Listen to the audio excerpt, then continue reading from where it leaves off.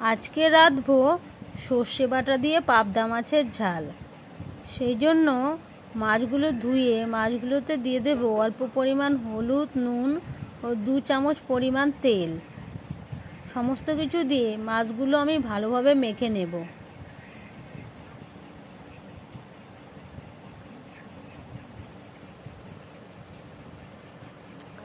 নুন হলুদ দিয়ে মাছগুলো মেখে আমি 10 মিনিট রেখে দেব।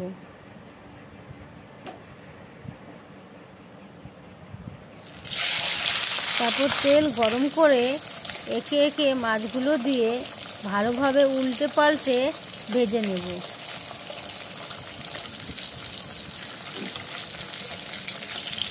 পাবদা মাছ খুবই ডেলিকেট হয়, সেই জন্যে মাছগুলো হালকা ভেজে নিয়ে তুলে নিতে হবে।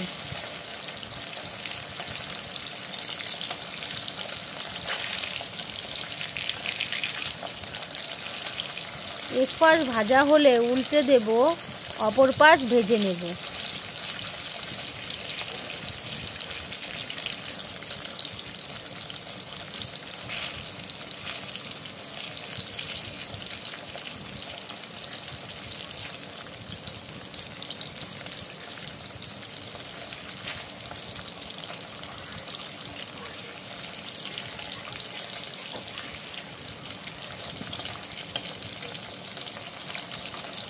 তো মাছগুলো ভেজে তুলে নিলাম।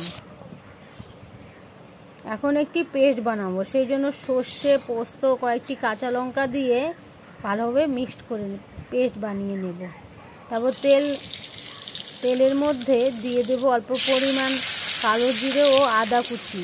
ভালোভাবে নেড়ে চেড়ে একটু ভেজে নেব। তারপর টমেটোর পেস্টটি দিয়ে দেব, ভালোভাবে কষিয়ে নেব।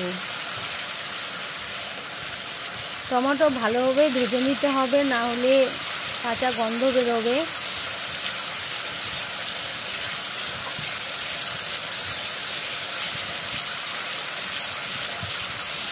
টমেটোর পেস্ট ভালোভাবে কষিয়ে নিয়েছি। এখন হলুদ ও লঙ্কার গুঁড়োর মধ্যে অল্প জল দিয়ে সেটা দিয়ে দিলাম।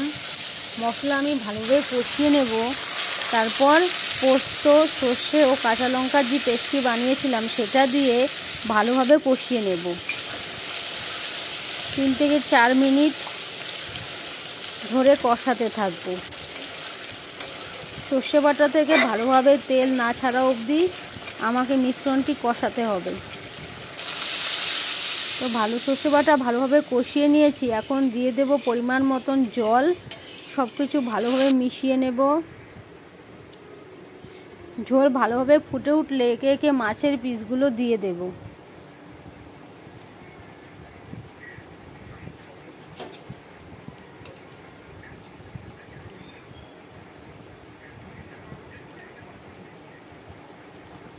মিডিয়াম ফ্লেমে 6 থেকে 7 মিনিট রান্না করে নেব। দিয়ে দেব পরিমাণ মতো নুন।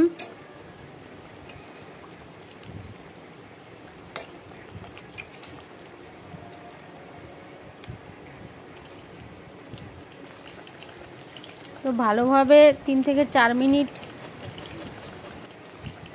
রান্না করে নেওয়ার পর দিয়ে দেব কয়েকটি কাঁচা লঙ্কা দিয়ে নেব।